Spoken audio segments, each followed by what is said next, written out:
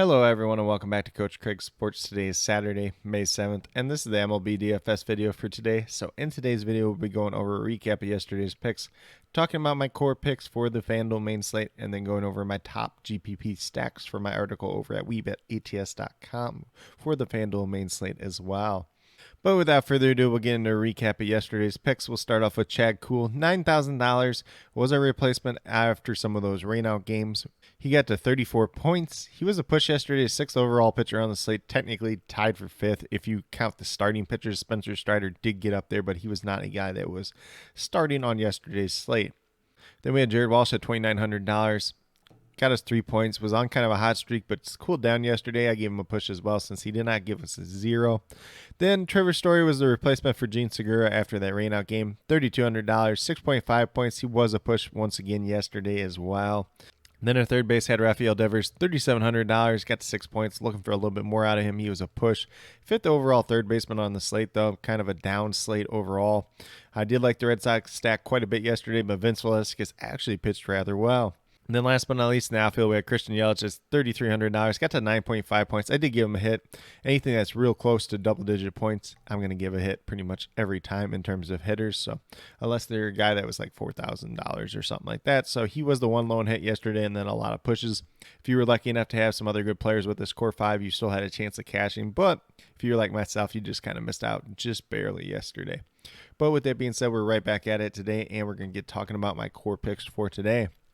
So we're going to start off at the pitcher position with Sean Manaea, $9,500. My top pay-up option on tonight's slate.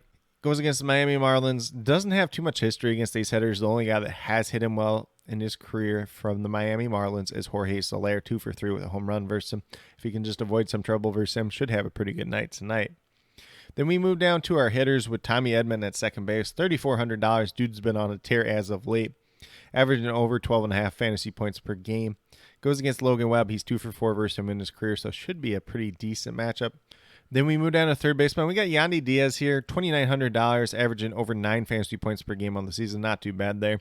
He is a guy that has hit left-handed pitching very well in the past. However, he is 0 for 3 versus Marco Gonzalez in his career, but can't take too much out of that small sample size. Could turn around rather quickly tonight. Then we move down to shortstop with Dansby Swanson, a guy that's really kind of been picking it up as of late. He's averaging over 8 fantasy points per game now at this point in time. He is 4 for 5 with 2 home runs versus Corbin Burns, the pitcher for the Milwaukee Brewers tonight. So there is some upside there. There could also be some downside, as we've seen early on with this season with Dansby Swanson. Then last but not least, we have Ketel Marte. You can play him at second base. You can play him in the outfield. Same thing with Tommy Edman. So you can switch these guys back and forth however you'd like. You'll play both of them in the outfield if you wanted to. You could play one at second base, one at utility, however you'd like to do it tonight. $2,900, averaging just over 7 fantasy points per game on the season. Been a slow start for the year for him. The 2 times we had him in our core plays, he's paid off. Hopefully you can go for that third time and make it 3 for 3. But he is going against Kyle Freeland tonight, 10 for 29 versus him with 1 home run in his career. Should be a pretty favorable matchup for him overall. But with that being said, if you go with the 5 players that I do have listed here, you have $13,500 remaining, just under $3,400 per player. I'll say right now it's a very interesting slate. You can pay up for some guys, you can pay down for some guys.